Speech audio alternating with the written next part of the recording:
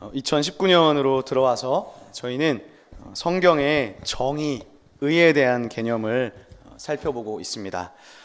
우리 시온의 교회의 가운데 글자가 의인데 이 의가 조사가 아니라는 사실을 여러분들 잘 알고 계실 것입니다. 오늘은 의와 연관되는 아주 중요한 개념인 믿음에 대해서 여러분과 함께 생각해 보고자 합니다. 의라는 개념에 사람인 자를 붙이면 의인이라는 말이 되는데, 우리가 하나님께 의인이라고 칭함받는 것은 기독교에서 결정적으로 중요합니다. 왜냐하면 의인으로 선고받아야 우리가 최종적으로 하나님 나라에 들어갈 수 있기 때문입니다. 다시 말해서 의인으로 선언받는 것은 구원과 직결되는 기독교에서 가장 중요한 개념입니다. 근데 오늘 우리가 두 번째로 읽은 이 신약 성경의 로마서 말씀은 17절에서 이렇게 말했습니다. 오직 의인은 믿음으로 살리라. 이 말씀 여러분들이 잘 알고 계시는 구절이죠. 그럴 수밖에 없는 것이 이 말씀이 중세시대에 로마 카톨릭으로부터 종교개혁을 일으켰던 마틴 루터가 자신의 개혁 슬로건으로 삼은 구절이었기 때문입니다. 당시 종교개혁자들의 슬로건이 세 가지가 있었습니다. 잘 아시죠? 크게 이런 식으로 말합니다. 세 가지의 오직이라고 말하거든요. 그래서 첫 번째 오직은 오직 믿음, 두 번째는 오직 성경, 세 번째는 오직 은혜. 그래서 그 중에 첫 번째가 오직 믿음이었습니다. 그래서 이 오직 믿음이라는 말이 마틴 루터가 바로 로마서 1장에서 영감을 얻은 것이라고 할 수 있습니다. 그래서 우리가 이 의라는 말이 히브리어로 체다카라고 하는 이 말이 성경에서 결정적인 단어인데, 그렇다면 의인이 되려면 뭐가 있어야 되느냐는 거예요. 의인이 되려면 뭐가 있어야 되느냐. 그런데 오늘 성경은 믿음이 있어야 된다는 것입니다. 즉, 이 의라는 낱말하고 믿음이라는 낱말이 아주 밀접하게 연결되어 있습니다. 그러므로 오늘 말씀을 통해서 우리는 이 성경이 말하는 믿음이 무엇인지 한번 생각해 보면 좋겠습니다. 여러분, 믿음이 뭔가요? 그래서 믿음이 뭔가요? 보통 그런 말을 하잖아요. 저 사람 참 믿음이 좋아. 자, 이거는 뭘 보고 얘기하는 걸까요? 저 사람 참 믿음이 좋다. 뭘 보고 그렇게 이야기하나요, 보통? 장로면 믿음이 좋은가요? 아니면 목사면 믿음이 좋습니까? 그거는 잘 모르는 것 같습니다. 왜냐하면 저는 저보다 더 믿음이 좋은 분이 우리 어머니인 것 같거든요. 저희 어머니가 권사님인데, 그러면 목사보다 권사가 더 믿음이 좋은 거잖아요. 그러니까 즉 믿음은 그 사람의 직분이 다 말해주는 것 같지는 않아요. 그런데 우리의 의인됨이 믿음에 달려있다고 할 때 우리는 반드시 이 믿음이라는 것이 의미하는 바를 정확하게 알고 지나가야 됩니다. 믿음이 무엇일까? 우리가 믿음이라는 말을 다양하게 정의할 수 있지만, 그러나 근본적으로 믿음이라는 말을 지금 우리가 살고 있는 이 우리 시대에서 어떤 우리 시대의 역사적, 문화적 배경에서 접근하면 잘 아다리가 안 맞을 수 있습니다. 바울이 살던 시대와 또 바울 사도가 있던 문화적, 역사적 배경에서는 이 믿음이란 말이 어떤 함의를 지니고 있을까, 또 어떻게 쓰이고 있는지를 살펴보면 조금 더 우리가 성경이 말하는 믿음이 어떠한 것인지 생각해 볼 수 있을 것 같습니다. 제가 얼마 전에도 작년에 한번 예를 들은 적이 있었는데, 제가 이번 주 중에 또 우연히 인터뷰 기사를 하나를 봤어요. 박찬욱 감독이 만들었던 JSA 공동경비구역이라는 영화에 대한 인터뷰 기사를 제가 본 적이 있습니다. 영화 보신 적 있으시죠? 대부분 다. 근데 이 감독이 이 영화를 인터뷰하면서 사람들이 가장 많이 웃었던 장면이 있대요. 근데 그게 어떤 장면이냐 하면, 혹시 영화를 모르시는 분들이 계실까봐, 이 송강호와 이 오른쪽 누구죠? 하여튼 하여튼 그 신학교는 이제 북한 군인이고, 죄송합니다. 그리고 가운데 있는 이병헌이 이제 남쪽 군사잖아요. 근데 여기에는 제가 사진은 없는데 한 명이 더 나와서 두 명이 남한과 북한에서 벌어지는 이야기이지 않습니까? 그런데 이제 어느 날 이 남쪽 병사가 이 북한 군사들한테 이야기하는 거예요. 나 여자친구 있다고. 기억나세요, 이 장면? 그랬더니 이 송강호인지 이 신하균인지 간에 여자친구 사진 보여달라고. 그래서 지갑에서 딱 꺼내가지고 여자친구 사진을 딱 보여줬습니다. 그랬더니 모든 관객이 그 장면에서 다 웃었다는 거예요. 박찬욱 감독이 말하는 비하인드 스토리예요. 그런데 이제 모든 관객이 그 장면을 보고 웃었던 이유는 거기에 나온 사진이 고소영이었기 때문입니다. 그래서 우리는 다 아는 거죠.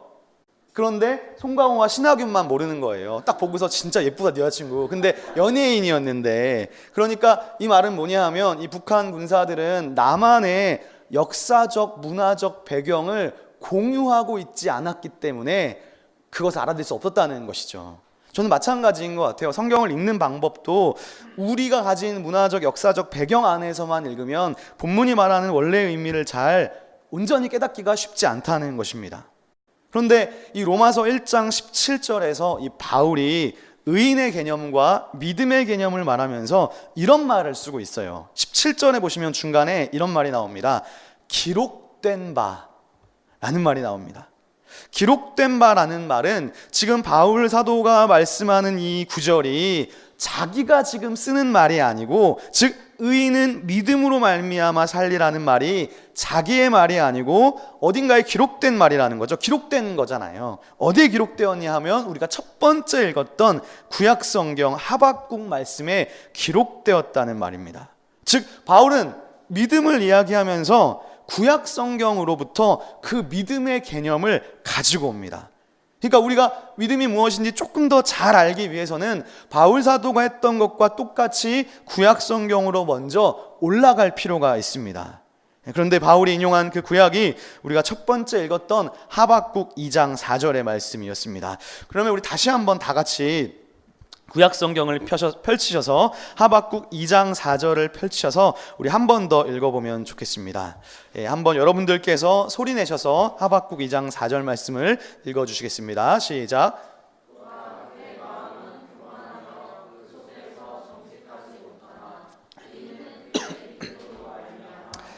아멘. 그러니까 여기서 지금 보신 것처럼 이 로마서의 말씀은 사실은 하박국 2장 4절의 뒷부분을 지금 갖다 썼다는 것을, 즉 인용했다는 것을 우리가 알 수 있습니다.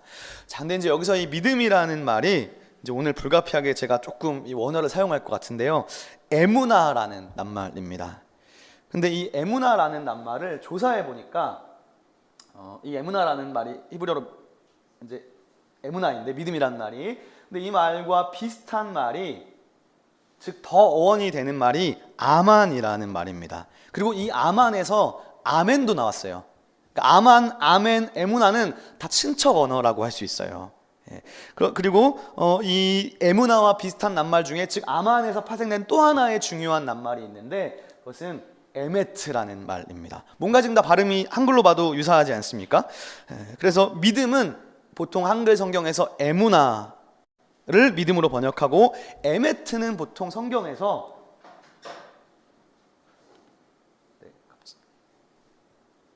가르쳐주기 싫은가 봐요. 진리라고 보통 번역합니다. 그래서 믿음이라는 말과 진리라는 말은 히브리어상으로는 친척관계의 단어라는 것입니다. 근데 이 아만이라는 말이 동사인데 이게 어떤 뜻을 가진 동사냐 하면 이런 뜻을 가졌어요.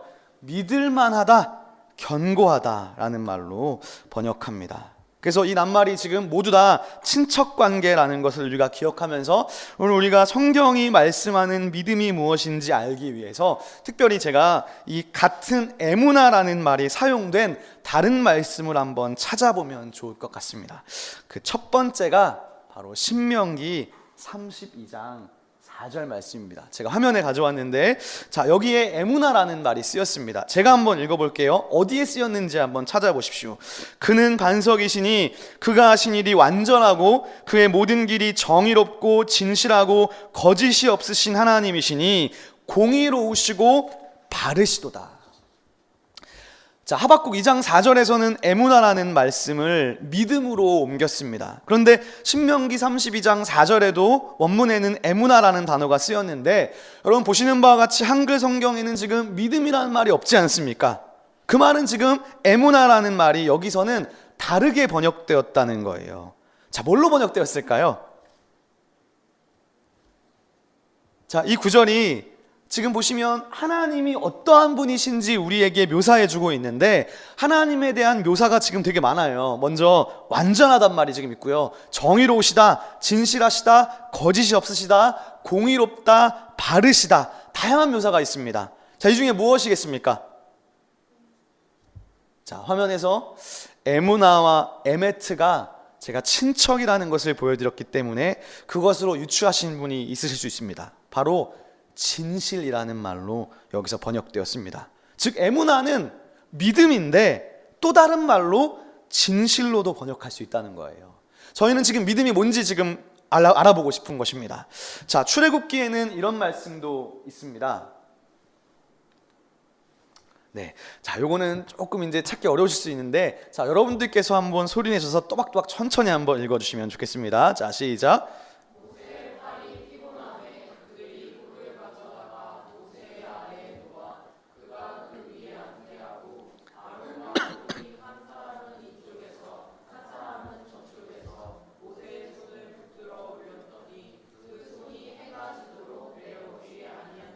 아멘. 자, 여기서는 어떤 말일까요? 지금 여기서 믿음이라는 말이 쓰이고 있는 거예요. 에무나입니다. 아까보다 훨씬 어렵지 않으십니까? 제가 원문에서 직역을 하면 이렇게 됩니다. 마지막 줄인데요, 이렇게 돼요. 그의 손이 해가 질 때까지 에무나했더라, 이런 말입니다, 직역하면. 그렇다면 여러분, 이 말은 모세의 손이 해가 질 때까지 믿었더라, 뭐 이렇게 해야 됩니까? 말이 안 되지 않습니까? 즉 한글은 지금 의역을 한 거예요. 지금 요 본문 잘 아시죠? 모세가 있고 옆에서 모세의 형인 아론과 훌이 지금 모세의 손이 떨어지지 않도록 이렇게 옆에서 붙잡아주고 있는 상황이지 않습니까? 근데 그 손이 내려오지 않았다는 거예요. 그러면 에무나라는 말에는 내려오지 않다라는 뜻이 있는가? 그런 뜻은 없습니다. 에무나에는 더 본질적인 뜻이 있습니다. 우리가 그것을 구체적으로 아직 알기는 어렵지만 적어도 여기에서 우리가 유추할 수 있는 것은, 즉 그의 손이 해가 질 때까지 에무나했다 라는 것으로 보아서 여기에는 지금 어떤 지속성, 계속성의 의미가 함축되어 있다는 것만은 분명합니다. 즉 믿음으로 보통 번역되는 에무나라는 말에는 지속성과 계속성의 의미가 있는 것이죠. 한 구절만 더 보겠습니다. 사무엘상 26장 23절에도 이 구절이 쓰이고 있는데요. 자, 제가 읽어드리겠습니다. 여호와께서 사람에게 그의 공의와 신실을 따라 갚으시리니 이는 여호와께서 오늘 왕을 내 손에 넘기셨으되 나는 손을 들어 여호와의 기름 부음 받은 자 치기를 원하지 아니하였습니다. 다윗과 관련된 말씀인데, 이 말씀에서 에무나라는 말은 신실로 번역되었습니다. 만약에 우리가 이 에무나라는 말을 신실로 번역하지 않고 믿음으로 번역했다면 지금 이런 말이 되는 거예요. 하나님이 지금 당신의 공의와 당신의 믿음으로 갚으셨다는 말이거든요. 근데 하나님이 믿음이 있다는 게 좀 이상하잖아요. 하나님의 믿음? 뭔가 좀 이상해요. 믿음은 더 높은 대상을 향해서 지금 신뢰하는 것인데 하나님보다 더 높은 무언 대상이 있다는 것처럼 들려서 좀 어색합니다. 그래서 사무엘상은 이것을 신실이라고 옮겼습니다. 여러분, 신실이란 말은 무엇인가요? 신실하다는 말은 성실하다는 겁니다. 성실하다는 것은 어떤 것에 대한 지속성, 변하지 않음, 꾸준함, 계속성의 의미가 있습니다. 결국 성경이 말씀하는 믿음이라는 것은 하나님을 믿는다고 할 때 그 믿음은 단회적이고 일회적인 결단 같은 게 아닙니다. 성경에서 에무나라는 말은 신실하고 성실하다는 뜻인 거예요. 믿음으로 번역할 때에도 그 믿음이라는 말 속에 담고 있는 더 본질적 개념은 성실과 신실입니다. 그래서 신실하다 혹은 성실하다로 옮길 때 모든 구절을 다 아우를 수 있습니다. 그러므로 믿음이라는 것은요, 절대로 일회적인 게 아니에요. 단회적인 게 아니에요. 처음에 어떤 결단, 그것으로 이 사람이 믿었다고 말하기는 어려워요. 믿음의 출발일 수 있지만 그것이 다 끝났다고 보기는 어려운 것입니다. 또한 믿음이라는 것은요, 어떤 사실에 대한 지식적인 동의가 아닙니다. 믿음은 지적인 동의가 아니에요. 근데 우리는 대부분이요, 교회에서 믿음을 이렇게 배워왔어요. 이렇게 말은 안 했지만 사실 이렇게 배워왔어요. 뭐냐? 어떤 사실에 대한 지적 동의라고 생각해 왔어요. 그래서 마치 이런 거죠. 하나님이 존재하신다는 사실을 내가 지적으로 동의해. 그럼 난 믿는다고 말하는 거예요. 그러나 성경이 말하는 믿음의 정의는 그건 아니라는 것이죠. 우리는 지금까지 믿음이라는 말을 온전히 알지 못했어요. 예를 들어서 또한 예수님께서 나의 죄를 위해 대신 죽으시고 부활하셨어. 그것을 믿으면 너는 구원받을 거야. 여기서 믿는다는 게 뭡니까? 우리는 되게 잘못 배워왔다니까요. 그 사실을 믿으면 구원받는다고 할 때 그 믿음은 예수님이 행하신 일에 대한 지적인 동의에 그칠 때가 많아요. 근데 물론 여러분, 그 사실에 대한 지적 동의도 대단한 것이긴 합니다. 왜냐하면 우리 죄를 위해 죽었다는 것, 그리고 부활했다는 것을 사실로 지적 동의하는 것도 사실 대단한 거예요. 그렇지 않습니까? 왜냐하면 그거를 사실로 동의하지 못하는 사람도 많으니까요. 그러나 여러분, 만약에 그것에 대한 지적 동의로 구원받는 것이라면 그 예수님의 대속적 죽음과 부활에 대한 사실의 지적인 동의는 사탄도 동의해요. 마귀도 동의하는 거예요. 그럼 사탄도 그걸 믿으니까 마귀도 구원받습니까? 아니잖아요. 어떤 것에 대한 역사적 사실로 동의하는가, 동의하면 구원받는가, 그게 아니라는 거예요. 성경에서 믿음은 어떤 사실에 대한 일회성 지적 동의가 아닙니다. 믿음이라는 말의 본뜻은, 즉 에무나의 본뜻은 바로 신실함, 성실함입니다. 그 신실함은 어떠한 신실함인가? 바로 하나님과의 관계에서 신실한 것입니다. 그게 믿음이에요. 믿음은 하나님과의 관계에 성실한 것입니다. 여러분은 하나님께 얼마나 성실하십니까? 하나님 아버지 앞에 얼마나 신실하십니까? 우리가 어떤 사람의 믿음을 본다는 것은 그 사람의 한순간을 보고 판단하는 것이 아니라 그 사람이 하나님 앞에 얼마나 신실하고 성실하고 있는가, 그것으로 판단하는 것입니다.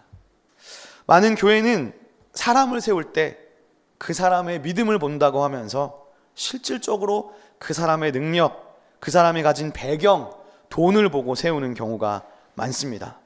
물론 여러분, 믿음이 좋은 사람이 헌금도 많이 할 수 있습니다. 그러나 사람을 그렇게 배경으로 세우는 교회는 망할 수밖에 없습니다. 그렇다면 무엇을 보고 세워야 하느냐? 누군가는 이런 말도 해요. 그 사람의 성격과 성품과 인격을 보고 세워야 된다. 근데 여러분, 인격도 성품도 중요하지만 성경에는 성격이 안 좋은 사람들을 하나님이 많이 쓰셨어요. 대표적인 사람이 야곱입니다. 얼마나 성격이 이상해요. 그렇다면 무엇을 보고 세우느냐? 믿음을 보고 세우는 것이죠. 근데 그 믿음이 성실과 신실입니다. 가장 중요한 것은 그 사람이 하나님께 신실한가, 그 사람이 하나님께 성실한가, 그것을 봐야 됩니다. 신실하다는 것은 꾸준하다는 것입니다. 그러므로 여러분들께서 과거에 어떻게 신앙생활을 했느냐는 중요하지 않아요. 내가 과거에 목자를 했어, 리더를 했어, 교사를 했어, 찬양 인도를 했어, 아무것도 중요하지 않습니다. 또한 반대로 과거에 교회를 다니지 않았어, 하나님 제대로 믿지 않았어, 그것 역시 중요하지 않아요. 오히려 중요한 것은 그 과거의 모습이 지금까지 신실하고 성실하게 이루어지고 있는가, 거기에 달려 있습니다. 무엇보다 하나님과의 언약 관계, 하나님이 나의 주님이 되신다는 하나님의 주 되심, 그 주 되심의 신실한가, 거기에 달려 있는 것입니다. 그러나 여러분, 자, 우리가 그런데 하나님께 신실하려면요, 저는 그거 같아요. 하나님께 신실하려면 먼저 하나님이 누구인지 알아야 돼요. 하나님이 누구인지 알아야 그분께 신실할 수 있는 거예요.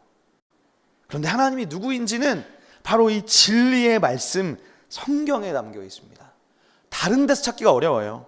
그러므로 하나님께 신실하기 위해서 우리는 진리를 깨달아야 됩니다. 진리가 너희를 자유롭게 하는 거예요. 진리를 깨달아야 돼요. 근데 그 진리가 뭡니까? 성경이 말씀하는 진리가 무엇일까요? 참 재미있게도 믿음이라는 에무나와 진리라는 에메트가 친척 관계라는 거예요. 진리는 신실함입니다. 진리도 성실함입니다. 즉 에무나와 에메트는 같은 개념을 공유하고 있습니다. 그래서 진리는 성실함이에요. 그러면 진리는 무엇이냐? 진리는요, 하나님이 신실하시다는 거예요. 따라해 보겠습니다. 진리는 하나님의 신실하심이다. 네, 한 번 더요. 진리는 하나님의 신실하심이다. 네. 엊그제 제가 카카오톡으로 이런 메시지를 받았어요. 제가 찍어왔는데 엊그제 금요일에 받은 카카오톡인데 이런 메시지를 받았어요. 어제 목사님하고 얘기하고 가슴이 뛰어서 잠을 잘 못 잤네요. 네. 근데 저 말을 누가 보냈냐면 청년도 아니고 일반 성도도 아니고 목사님이 저한테 보냈습니다. 제 후배 목사님이 저한테 보냈습니다. 제가 되게 사랑하는 후배 목사님인데 주중에 저희 교회를 찾아왔습니다. 그래서 교회 앞에 EJ 베이킹에서 밤늦게까지 마치 니고데모처럼 밤늦게까지 대화를 나누었는데 그 다음날 저한테 보낸 거예요. 저랑 얘기를 하고 나서 가슴이 뛰어서 잠을 못 잤다는 오글거리는 멘트를 저에게 보냈습니다. 근데 그날 무슨 이야기를 했냐면 아주 웃긴데 목사하고 이런 이야기 한 게 복음에 대해서 하나님 나라에 대해서 하나님의 신실하심에 대해서 이야기를 나누었습니다. 제가 마침 이번 주 설교를 이 믿음에 대해 준비하고 있었기 때문에 제가 이 설교를 얘기하진 않았는데 비슷한 맥락에서 함께 대화를 나누었습니다. 근데 제가 사실 이 하나님의 신실하심에 대해서 이 목사님하고 이야기를 나누는데 제가 먼저 순간 울컥한 거예요. 제가 먼저 이야기를 나누면서. 근데 이게 참 목사들끼리 만나서 눈물 빼고 있으면 얼마나 그렇습니까? 근데 말하면서 제가 또 하나님의 신실하심에 대해 말하면서 제가 또 울컥하더라고요. 근데 다행히 저만 울컥했으면 그랬을 텐데 다음날 이런 이야기를 보내주셔서. 근데 그런 것 같아요. 저는 성경을 한마디로 말하면 하나님의 신실하심인 것 같아요. 그 이야기를 하는 것 같아요. 진리는 하나님의 신실하심이다. 성경은 하나님과 이스라엘 백성의 이야기입니다. 이스라엘 백성은 혈통적 이스라엘을 넘어서 우리 인류를 상징하는 상징이에요. 그런데 성경이 보여주는 하나님과 성경이 보여주는 이스라엘, 인간의 특징이 뭐냐? 하나님은 당신의 백성에게 신실하시고 인간은 그 하나님께 언제나 돌아서고 배역한 존재입니다. 그래서 성경을 통해 우리가 배울 수 있는 진리는 무엇이냐? 그것은 하나님이 배역한 이스라엘에게 신실하시다는 거예요. 나를 배역하고 나에게서 돌아섰지만 그럼에도 불구하고 우리에게 신실하고 성실하다는 거예요. 우리가 돌아서고 배역해도 하나님은 우리를 향해서 돌아오라 돌아오라 외치시면서 우리와 과거에 맺었던 그 과거의 사랑의 언약을 붙잡고 그 언약을 바탕으로 우리에게 신실하시다는 겁니다. 그러므로 진리는 하나님의 신실하심입니다. 진리는 하나님의 신실하심이에요. 그래서 이 에무나라는 말은요, 먼저 하나님과 관련해서 쓸 수 있습니다. 여러분, 하나님과 관련해서 에무나를 쓴다는 게 믿음이라고만 생각하면 안 어울려요. 하나님의 믿음 어울리지 않습니다. 그래서 시편 33편 4절에는 이런 말씀이 있습니다. 여호와의 말씀은 정직하며 그가 행하시는 일은 다 진실하시도다. 여기서 에무나를 진실로 옮겼어요. 그가 행하시는 일은 다 믿음이다. 이렇게 하면 이상하잖아요. 그래서 진실로 옮긴 거예요. 하지만 더 속뜻은 무엇이냐? 신실하다는 거예요. 하나님이 행하시는 일은 다 성실하고 신실하시다는 거예요. 또 다른 시인은 이렇게 노래했습니다. 89편인데요. 내가 여호와의 인자하심을 영원히 노래하며 주의 성실하심을 내 입으로 대대 알게 하리로다. 지금 이 시편을 노래한 시인은 깨달은 거예요. 뭘 깨달았느냐? 하나님이 인자하시구나. 이 인자는 헤세드입니다. 시온의 교회를 오래 다니신 분은 아시죠? 헤세드는 한결같은 사랑이란 뜻이에요. 특히 헤세드는 언약관계 속에서, 서로 간의 언약관계 속에서 한결같은 사랑을 의미해요. 즉 시인은 지금 하나님의 변함없는 한결같은 사랑을 깨달은 거예요. 두 번째 깨달은 게 뭐냐? 주의 성실하심을 깨달았다. 하나님의 애무나 신실하심을 깨달아서 그게 너무 벅차서 그거를 내 입으로 알리고 싶은 거예요. 즉 하나님의 신실하심을 깨달으니까 예배할 수밖에 없고 찬양할 수밖에 없고요, 감사할 수밖에 없고 전할 수밖에 없는 거예요. 여러분, 목사들끼리 성경 얘기 잘 안 합니다. 우리끼리는 잘 안 해요. 그게. 근데 말하고 싶은 것이죠. 그 사실이 너무 벅차서 얘기해주고 싶은 것이죠. 시편 98편에는 이런 말씀이 있습니다. 자, 이것은 여러분들께서 한번 소리내셔서 읽어주시겠습니다. 자, 시작.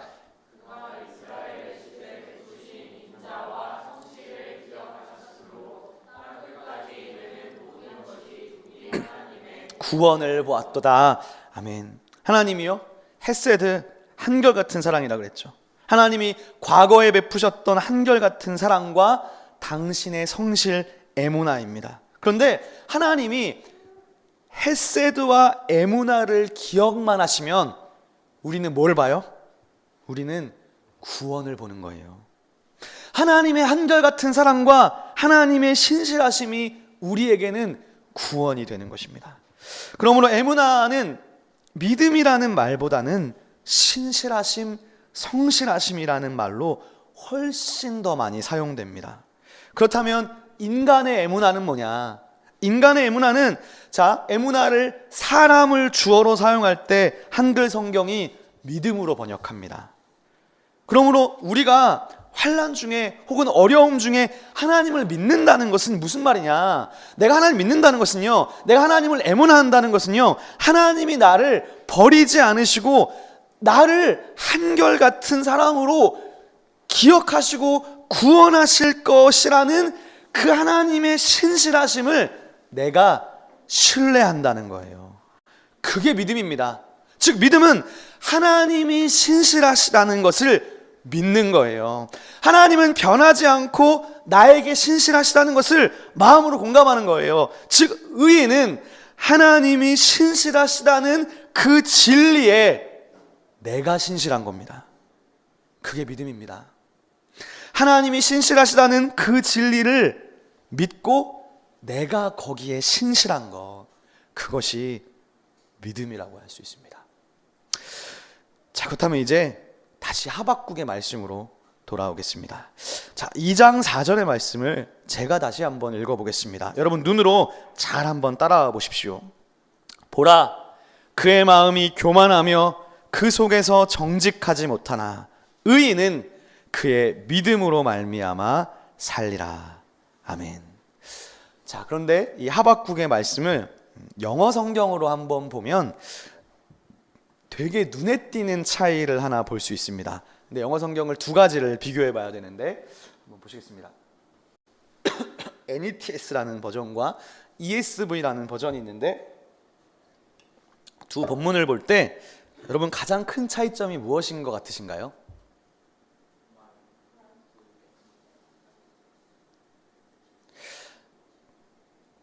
NETS는 My faith, 나의 믿음이라고 하고 ESV는 His faith, 그의 믿음이라고 말한다는 점입니다. 즉 위에로 번역하면 이런 거예요. 의인은 나의 믿음으로 살리라. 그런데 밑에는 의인은 그의 믿음으로 산다는 거예요. 자, 여러분 지금 하박국 2장 4절을 지금 누가 하는 이야기인가요? 본문의 화자가 누군가요?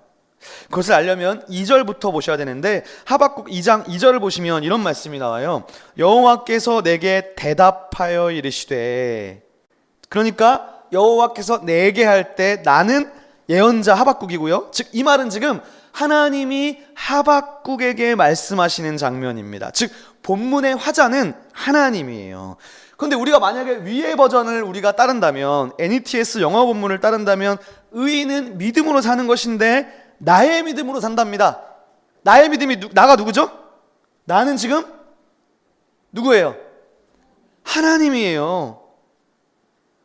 만약에 우리가 ESV를 따른다면 의인은 누구의 믿음을 사느냐? 그의 믿음, 즉 그 사람이 하나님을 얼마나 신실하게 신뢰하느냐, 그 사람의 믿음으로 사는 거예요. 즉 어떤 번역본을 따르느냐에 따라서 내용이 완전히 달라집니다. 하나님의 믿음으로 사는 것이냐, 나의 믿음으로 사는 것이냐, 하나님의 신실하심으로 사는 것이냐, 나의 신실하심으로 사는 것이냐, 완전히 달라지는 거예요. 이렇게 두 가지 다른 말이 어떻게 나왔느냐, 이렇게 나왔습니다. 나의 믿음이라는 말과 그의 믿음이라는 말은 실제로 되게 헷갈립니다. 믿음이란 말을 제가 에무나라고 했는데, 에무나티 하면 나의 믿음이 되고 에무나토 하면 그의 믿음이 됩니다. 그럼 티토는 뭘로 구분하느냐? 좌측에 보이는 것처럼 노란 글씨로 구분합니다. 근데 여러분 비슷하게 생기지 않았나요? 짧게 찍으면 이고요, 조금 더 내리면 오가 됩니다. 그래서 아마도 서기관들이 사본을 베꼈을 때 누군가는 저것을 짧은 점으로 보고 누군가는 긴 짝대기로 본 것입니다. 그에 따라서 이것이 그의 믿음이 될 수도 있고 나의 믿음이 될 수도 있는 겁니다. 그래서 구약성경 하박국은 상당히 쉽지 않은 본문입니다. 그런데 여기서 우리가 의인은 나의 믿음으로 살리라 하면 어색해요. 왜냐하면 에무나는 믿음이라기보다는 신실하심이기 때문이에요. 그러므로 의인이 구원을 받는 것은 두 가지의 가능성이 있어요. 하나는 하나님의 신실하심이고요, 두 번째는 그 사람의 신실하심입니다. 의인은 그 사람의 신실하심으로 살거나 하나님의 신실하심으로 사는 것입니다. 그렇다면 여러분, 이 둘 중에 뭐가 더 맞을까요? 정말 우리는 누구의 신실함으로 살 수 있는 것일까요? 누구의 신실하심으로 구원받을 수 있는 것일까요? 우리의 신실하심일까요? 하나님의 신실하심일까요? 우리는 이쯤에서 다시 바울의 글로 돌아오면 좋을 것 같습니다. 바울이 로마서에서 복음을 말할 때 복음에는 하나님의 의가 나타난다 했습니다. 제가 의는 구원과 동일시되는 낱말임을 제가 1월 첫째 주에 나누었습니다. 그렇다면 바울 사도가 이 하박국에서 사람의 구원이 하나님의 신실하심에 달려있는지 아니면 그 사람의 신실하심에 달려있는지 바울도 분명히 두 가지를 다 알고 있었을 거예요, 가능성을. 왜냐하면 사본이 여러 가지가 있었기 때문입니다. 그렇다면 바울 사도는 이 문제를 어떻게 해결하려고 했을까요? 그럼 바울은 당시 구약 성경의 최고 전문가였기 때문에 분명히 이 두 가지 전통을 다 알고 있었을 거예요. 그런데 바울은 오늘 어떻게 말합니까? 다 같이 화면을 통해서 로마서 1장 17절을 보시겠습니다. 바울이 어떻게 인용합니까? 의인은 믿음으로 말미암아 살리라. 자, 여러분, 무슨 일이 일어났죠? 그의 믿음인지 나의 믿음인지 바울은 그 말을 빼버리고 하박국을 인용했습니다. 그 말을 빼버린 거예요. 즉 바울 사도는 이 애매모호한 문제를 해결하기 위해서 나의 믿음인지 그의 믿음인지를 빼버리고 그냥 의인은 믿음으로 산다라고 인용하고 있습니다. 그럼 여러분, 하박국의 원문상으로는 문맥과 여러 정황상으로 볼 때 하나님의 신실하심보다는 그 사람의 신실하심이 원문에 더 가까웠을 가능성이 높습니다. 왜냐하면 사람의 신실함, 그의 신실함이라고 번역한 게 더 오래되고 좋은 사본이기 때문입니다. 그러나 바울 사도는 이 말을 빼고 인용하면서 어찌 보면 인간은 하나님의 신실하심의 결정체인 예수 그리스도께 신실할 때 구원이 임한다고 가르쳐 주는 것 같습니다. 말씀을 정리하고 싶습니다. 의인은 믿음으로 산다고 했습니다. 의인은 믿음으로 구원받는다고 했습니다. 예수님을 믿는다는 것은 무엇인가요? 예수님을 믿는다는 것은 예수님을 우리 삶에 온전히 주님이 되게 하는 것입니다.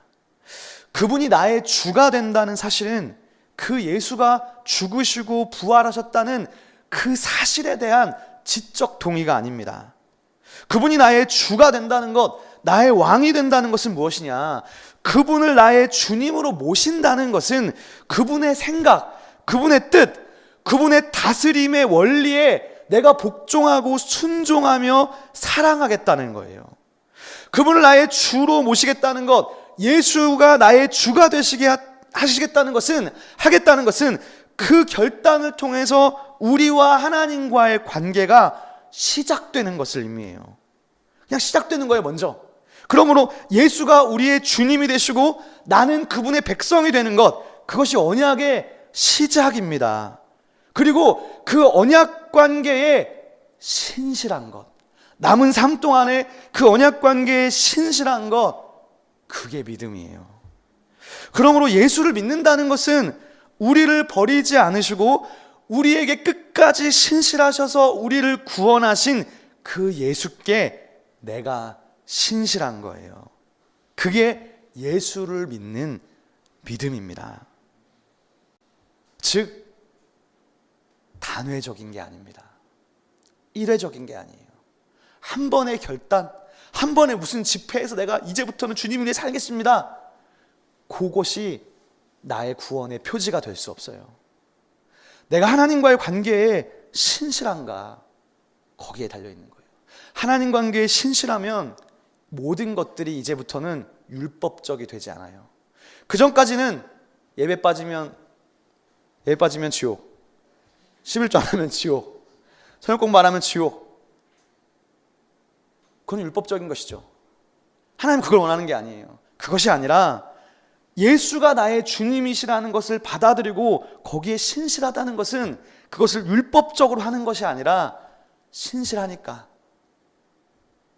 성실하니까 그것에 대한 표현이 예배이고, 그것에 대한 표현이 기도이고, 그것에 대한 표현이 찬양이라고 할 수 있는 것입니다. 사랑하는 여러분, 그러므로 예수께 신실하다는 것은 그분과의 관계 안에 머물러 있는 것입니다. 내가 그 안에 거하고 그분이 내 안에 거하여 머물게 하는 것, 그것이 곧 신실입니다. 그러므로 하나님과의 관계 안에 머무르십시오. 그분께 신실한 자는 하나님을 예배하고 또 그분을 찬양하고 그분께 기도하는 자입니다. 그리고 그분이 신실하시다는 그 진리를 내가 믿는 거예요. 내가 신실한 거예요. 갈라디아서에 성령의 9가지 열매가 나옵니다. 여러분, 성령의 열매 중에 믿음이 있을까요? 성령의 열매 중에 믿음이 있을까요? 이 에무나를 헬라어로 번역하면 피스티스라고 합니다. 이 피스티스가 믿음, 신실함입니다. 그런데 성령의 9가지 열매, 사랑, 희락, 오래 참음, 자비, 양성, 충성, 온유, 절제. 여기서 충성이 믿음입니다. 충성이 피스티스, 신실입니다. 그러므로 2019년 여기에 모인 모든 사랑하는 여러분들, 하나님께 충성, 신실하여 성령의 열매를 거두는 모든 주의 백성들이 되시기를 주님의 이름으로 축원합니다. 기도하겠습니다. 사랑의 하나님,